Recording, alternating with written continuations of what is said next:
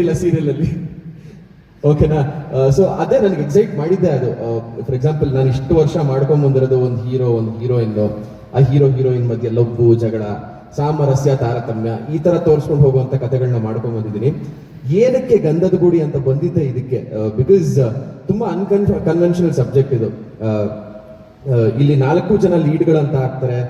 ಅಪ್ಪನೂ ಒಂದು ಮುಖ್ಯವಾಗಿ ಪಾತ್ರವನ್ನು ವಹಿಸ್ತಾರೆ. ಅದೆಲ್ಲದನ್ನು ಮೀರಿ ಮನೆ ಒಂದು ಪಾತ್ರ ವಹಿಸುತ್ತೆ.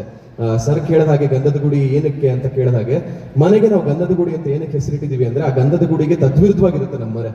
ಸೊ ಆ ಮನೆಯನ್ನ ನಿಜವಾಗ್ಲೂ ಗಂಧದ ಗುಡಿ ಮಾಡಕ್ಕೆ ಇವಳು ಏನಕ್ಕೆ ಬರ್ತಾಳೆ ಅನ್ನೋದೇ ಒಂದು ಕಥೆ ಆಗಿರುತ್ತೆ. ಸೊ ಫಸ್ಟ್ ಟೈಮ್ ನನಗೆ ಪೇರಿಲ್ಲ ನಿಮ್ಗೆ ಅಂತ ಹೇಳಿದಾಗ, ಇಲ್ಲಿ ಇವನು ಯಾವ ತರ ಇರ್ತಾನೆ ಅಂದ್ರೆ, ಮನೆಯಲ್ಲಿ ನಿಮ್ ತಾಯಿ ಯಾವ ತರ ಇರ್ತಾರೆ, ನಿಮ್ಮೆಲ್ಲರೂ ತಾಯಂದಿರು, ನನ್ನ ತಾಯಿ ಯಾವ ತರ ಇರ್ತಾರೆ, ತಮ್ಮಂದಿರನ್ನ ತನ್ನ ಸ್ವಂತ ಮಕ್ಕಳಂತೆ ಅವ್ರನ್ನ ಜೋಪಾನವಾಗಿ ಕಾಪಾಡಿಕೊಂಡು ಅವರು ಚೆನ್ನಾಗಿ ಬೆಳೆದು ಯಶಸ್ಸು ಕಾಣಬೇಕು ಅನ್ನೋ ಒಂದೇ ಒಂದು ಯೋಚನೆ ಮಾತ್ರ ಅವನಿಗಿರುತ್ತೆ. ಅದು ಬಿಟ್ಟು ಬೇರೆ ಏನೂ ಆಲೋಚನೆ ಇರಲ್ಲ. ಹಾಗಾಗಿ ಅವನಿಗೆ ಯಾವುದೇ ರೀತಿಯಾದಂತಹ ಲವ್, ಅಟ್ರಾಕ್ಷನ್ ಈ ತರದ್ದು ಯಾವುದೂ ಇರಲ್ಲ. ಅದೊಂದೇ ಅವ್ನ ಗುರಿ ಆಗಿರುತ್ತೆ ಅಷ್ಟೇ. ಇಡೀ ಸೀರಿಯಲ್ ಸಿಂಗಲ್ ಸಿಂಹ ಅಂತಾರೆ.